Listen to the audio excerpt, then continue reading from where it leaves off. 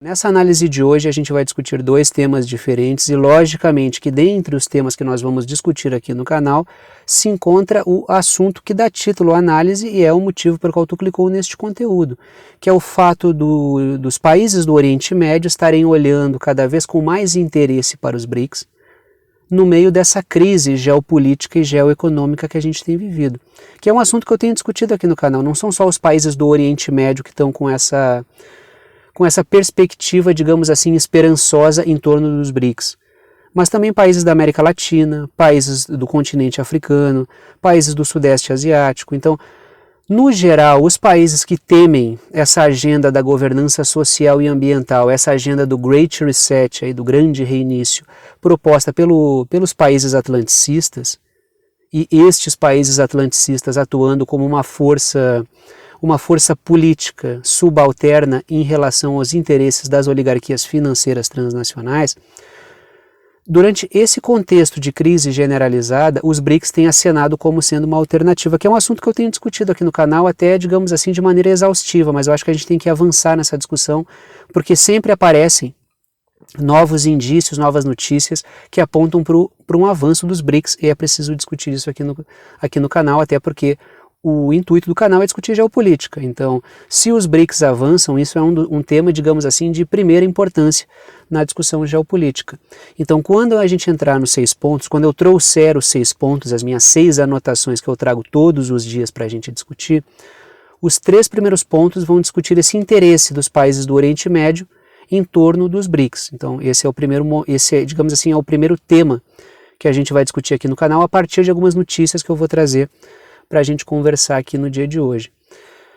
Enquanto isso, o 4º, o 5º e o 6º pontos são sobre o avanço da agenda da governança social e ambiental nos Estados Unidos e a forma como essa agenda está fragilizando a condição produtiva de pequenos e médios produtores, e este é um dos objetivos principais da agenda da governança social e ambiental. Então a gente não pode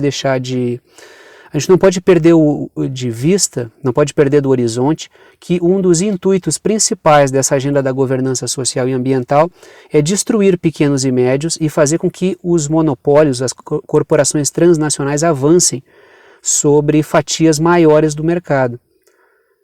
É uma busca por monopolizar recursos naturais, por monopolizar mais fatias do mercado. Então a gente vai discutir isso aqui no segundo momento da análise de hoje.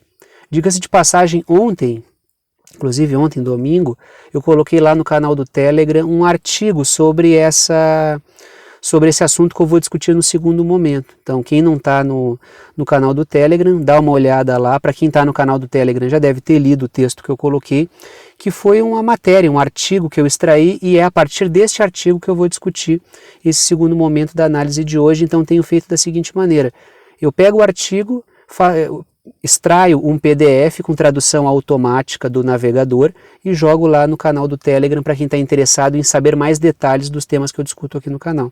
Então eu discuto os temas aqui no canal e no Telegram eu vou jogando as fontes, o próprio artigo para que vocês possam ler. Então acho que esse uso do Telegram torna ele inclusive mais dinâmico e o trabalho do canal aqui mais dinâmico. Vamos entrar nos 6 pontos aqui e vamos começar a discutir por essa questão do Oriente Médio e dos BRICS. Então, primeiro ponto. Uma matéria recente revela a possibilidade da Arábia Saudita aderir aos BRICS. Vou repetir, é uma matéria da Newsweek. Tá? Primeiro ponto. Uma matéria recente da Newsweek revela a possibilidade da Arábia Saudita aderir aos BRICS. Se a gente voltar alguns anos na história, a gente pode pensar que talvez isso seja inimaginável.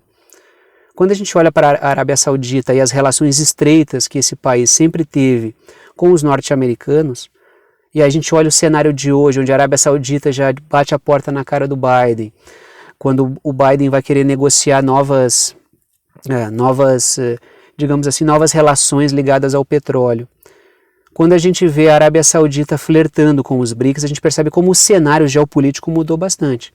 A questão que a gente tem que discutir é o seguinte: será que esse aceno, daí vocês podem comentar aí embaixo com a opinião de vocês, eu sempre leio, tá? Sempre que vocês comentam aí eu leio, nem sempre respondo, até porque nem sempre é uma pergunta, nem sempre é Às vezes é uma constatação que vocês chegam e logicamente que não tem réplica porque não precisa, vocês já estão fazendo uma boa constatação. Muitas vezes vocês debatem nos comentários ali, eu não me envolvo, fico só lendo ali e tirando algumas experiências daquilo que vocês dizem. Então comentem aí o que vocês acham a respeito dessa questão aí. Isso pode ser realmente o interesse da Arábia Saudita em ingressar nos BRICS, mas também pode ser um flerte com os BRICS para melhorar as relações ou tirar mais vantagens das relações com os Estados Unidos. Naquela política de aceno para os dois lados e vou tirando vantagem do atrito que existe entre dois grupos. Vários governantes fazem isso, então a questão é a seguinte: estaria a Arábia Saudita realmente interessada em ingressar nos BRICS? Ou estaria a Arábia Saudita fazendo um jogo de pressão sobre o governo Biden para melhorar as suas relações, não melhorar, mas trair mais vantagens das relações com os Estados Unidos?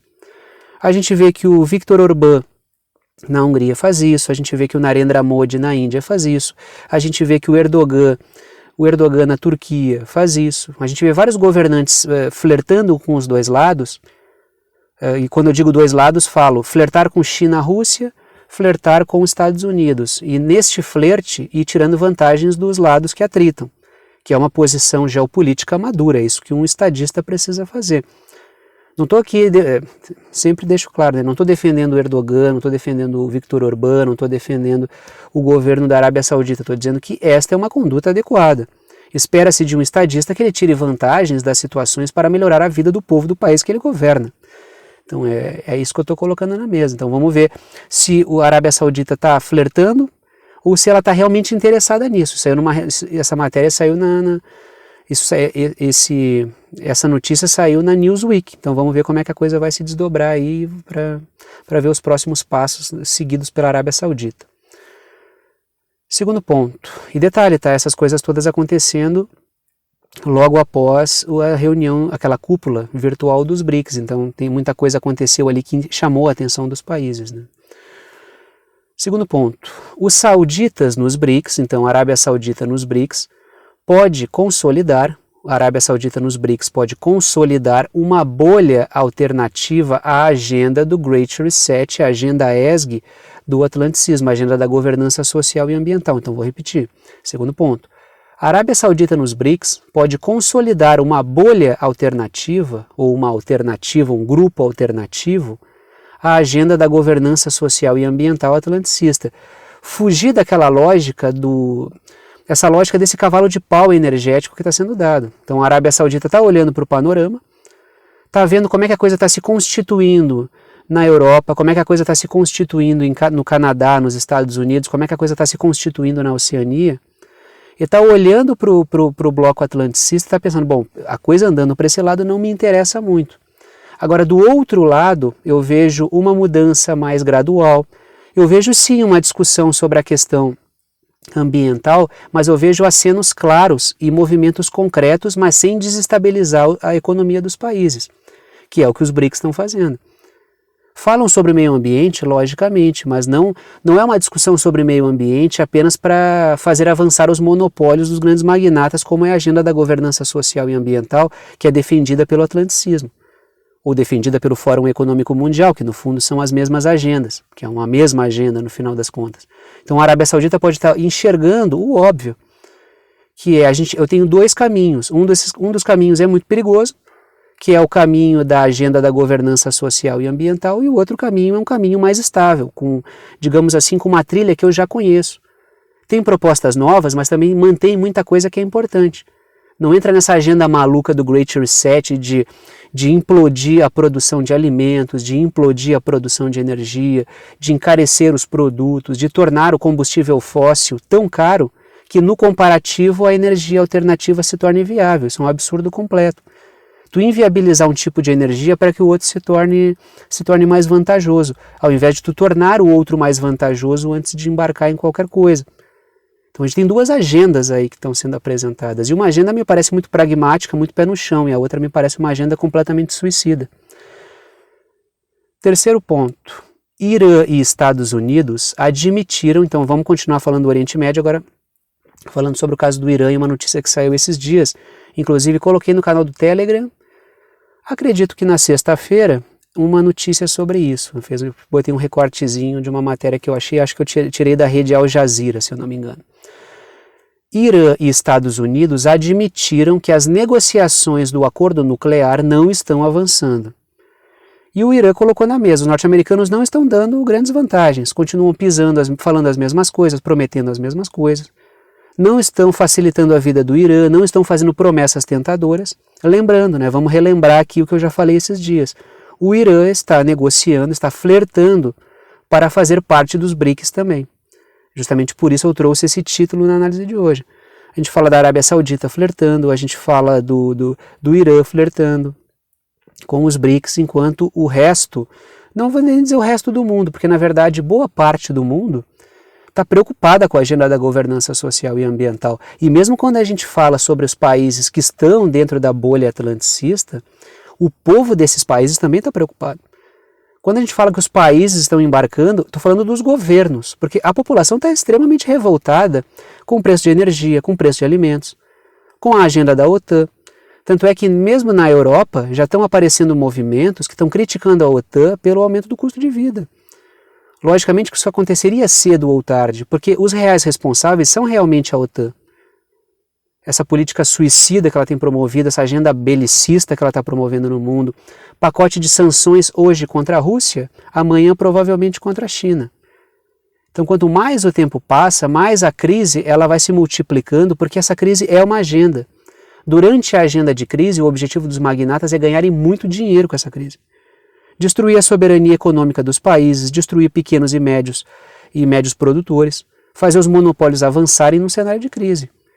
Por isso que os países estão olhando para os BRICS com olhos um pouco mais, digamos assim, olhos um pouco mais interessados, um pouco mais carinhosos com a proposta dos BRICS.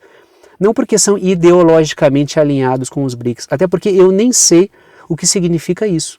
Eu nem sei o que significa a ideologia dos BRICS. Porque se vocês observarem o que são os BRICS, os países que compõem os BRICS, vocês vão perceber que não existe uma ideologia única ali. Não existe um discurso fio condutor central. Tu lê os textos do Atlantic Council, que é um think tank da OTAN, tu vê que existe uma demagogia ideológica ali. Existe digamos assim, um trabalho propagandístico, a democracia, blá blá blá, liberdade de expressão, e sendo que isso aí é tudo uma mentira também por parte desses grupos. Agora nos BRICS tu não vê esse tipo de demagogia, não existe uma linha única. A Índia é um tipo de governo, a China é outro tipo de governo, a Rússia é outro tipo de governo. O Brasil, mesmo que muito tímido nos BRICS ainda, é outro tipo de governo. A África do Sul tem outro tipo de governo. O Irã, que quer fazer parte, é um outro tipo de governo. A Arábia Saudita, que é outro tipo de governo. A Turquia, se vier entrar em algum momento. O México, que também quer entrar, é outro tipo de governo. Então tu tem uma aliança baseada nos interesses concretos materiais. Enquanto do outro lado tu tem digamos assim, tu tem um pessoal verbalizando apenas. É só trololó ideológico, que é o que eu tenho dito aqui no canal. Vamos falar um pouquinho sobre a agenda da governança social. Já que a gente está falando de bolhas, vamos ver como é que a coisa está na bolha do ambientalismo, na bolha da inclusão, da diversidade, tudo irônico, logicamente. Porque a propaganda é linda, tu olha o Great Reset, os textos do Fórum Econômico Mundial são maravilhosos, o melhor dos mundos possíveis, coisa meio panglossiana. Agora, quando tu vai olhar para a realidade, tu vê que não tem nada daquilo, é uma agenda monopolista. E, diga-se de passagem, é o pior dos mundos possíveis, né? Fazer uma espécie de anti-otimismo aí, né? Quarto ponto. Nos Estados Unidos, o anti-otimismo que é um pessimismo, né? Quarto ponto. Nos Estados Unidos, eu botei um artigo sobre isso que eu vou discutir agora, tá? Dei uma olhada lá no canal do Telegram. O link do canal do Telegram do Verdade Concreta está na descrição aqui embaixo. Então, quer ter acesso a esse artigo para ver os detalhes, entra lá e leia, tá? Aqui eu vou pincelar o artigo e lá no Telegram ele já está disponível na íntegra para vocês lerem. É um artigo pequeno, tá? Não é um artigo grande, não. Quarto ponto. Nos Estados Unidos, o avanço da agenda da governança social e ambiental está dificultando a vida dos pequenos e médios produtores rurais e de muitos grandes produtores rurais também, no momento em que a gente está falando de crise alimentar. É por isso que eu tenho dito aqui no canal. Essa crise alimentar, ela é um projeto. A crise energética ela é um projeto, não é uma crise que aconteceu por acaso, uma coincidência. Há um projeto de reformatação do setor energético, de reformatação do setor alimentar, utilizando o discurso ambiental e outros variados discursos aí no meio, que está produzindo uma crise. E com essa crise produtiva, os pequenos e médios estão quebrando e os monopólios estão avançando. E dentro dessa proposta que está sendo feita pelo governo dos Estados Unidos, e a justiça já está batendo contra isso, existe a proposta dos pequenos e médios produtores terem um calhamaço, um catatal de burocracias para divulgar dados climáticos, dados importantes para o combate às mudanças climáticas. Então isso vai burocratizar a vida dos pequenos e médios produtores, vai encarecer porque tem que contratar um software e o software não é barato. Isso vai aumentar o custo. Muitos pequenos e médios produtores não têm tempo, não têm grana, não têm nem organização suficiente para fazer esse tipo de coisa, nem vivência com esse tipo de tecnologia para fazer isso. Então, o que o governo norte-americano está impondo é algo que aumenta a burocracia. E eu tenho discutido aqui no canal. Um dos motivos, dos objetivos da agenda da governança social e ambiental é justamente burocratizar e encarecer tanto o cenário produtivo que apenas só as empresas muito grandes e muito estruturadas vão conseguir ficar no mercado. Isso, que no caso brasileiro, no caso norte-americano já existe isso. Aqui no caso brasileiro, o Congresso já está discutindo alguma coisa sobre leis de tributação de atividades poluentes. Quando isso acontecer, o preço dos transportes vai aumentar, o preço da carne vai aumentar. No caso norte-americano, o aumento dessas normativas ambientais sugeridas pelas grandes corporações, e eu não estou dizendo aqui que não é preciso proteger a natureza, mas que o interesse destes governos não é esse, o objetivo principal de colocar tanta lei ambiental neste momento, num momento complicado produtivo, é justamente tu implodir pequenos e médios produtores. A gente está vendo isso acontecer na Europa, gerando problema no setor energético, gerando problema no setor alimentar. Altos protestos na Holanda por causa desse tipo de medida, no momento em que não cabe isso. A sociedade não está conseguindo produzir o suficiente para abastecer as suas demandas.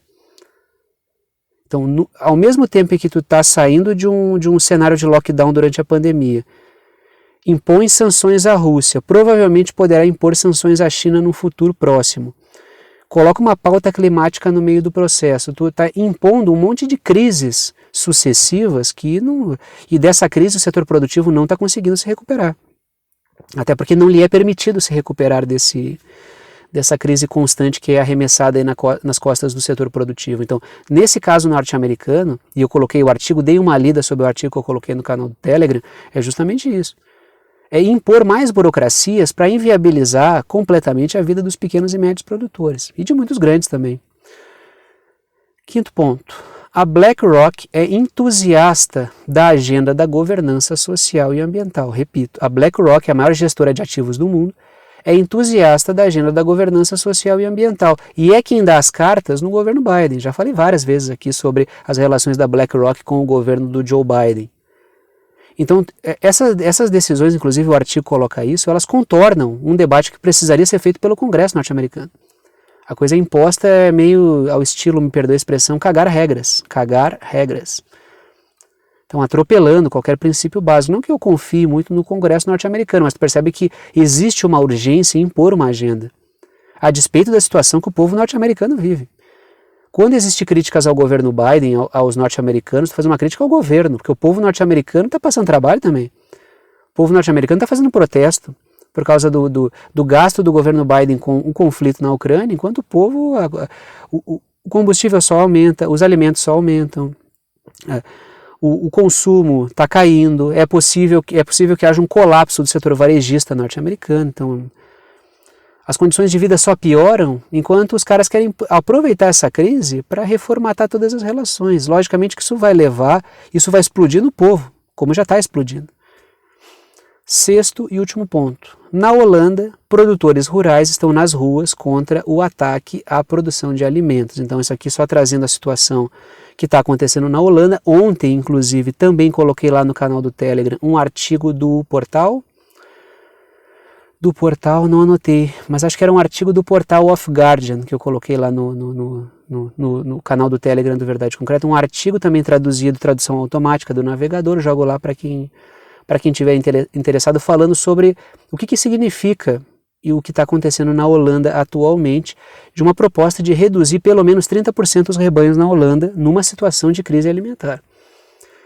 Então, entendam que é muita coisa acontecendo ao mesmo tempo. O sistema produtivo não vai aguentar isso aí. É por isso que os países já olham para os BRICS, e onde não vigora essa loucura toda, ou tenta apresentar uma alternativa a essa loucura toda, e vem com bons olhos, porque essa agenda proposta pelos países atlanticistas, Estados Unidos, Reino Unido, Europa, Canadá, Oceania, isso também vale para o Japão, vale para a Coreia do Sul. Esse mundo atlanticista, onde OTAN e Fórum Econômico Mundial são as vozes que valem mais, esse é um mundo completamente maluco. Então os BRICS acenam como uma alternativa a isso. A gente está vendo que existe um colapso sendo engendrado.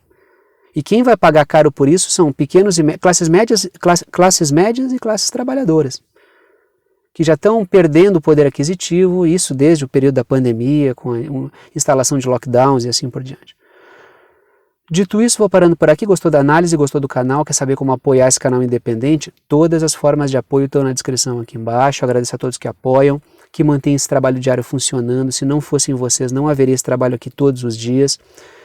Pode apoiar financeiramente pelo Apoia-se, que é uma plataforma que permite apoio por boleto ou por cartão. O link do Apoia-se está na descrição aqui embaixo. É www.apoia.se/Verdade Concreta. Ou pode ajudar pelo Pix. A chave Pix é uma chave de e-mail, também está na descrição aqui embaixo, é pixverdadeconcreta@gmail.com, pixverdadeconcreta@gmail.com. O valor que vocês quiserem, é uma ajuda solidária, ajuda quem pode, ajuda quem quer, e o conteúdo fica aberto para todo mundo, então não determina o valor nenhum. Quem pode ajudar com um pouquinho, ajuda com um pouquinho, quem pode ajudar com um pouquinho mais, ajuda com um pouquinho mais, quem não pode ajudar, comenta aí, compartilha. Cada um com o que pode e o barco vai andando, tá? Até porque tem funcionado bem assim, então vou manter. Eu ajuda quem pode, ajuda quem quer, e o conteúdo fica aberto para todo mundo poder assistir. Dito isso, vou parando por aqui e tchau para vocês.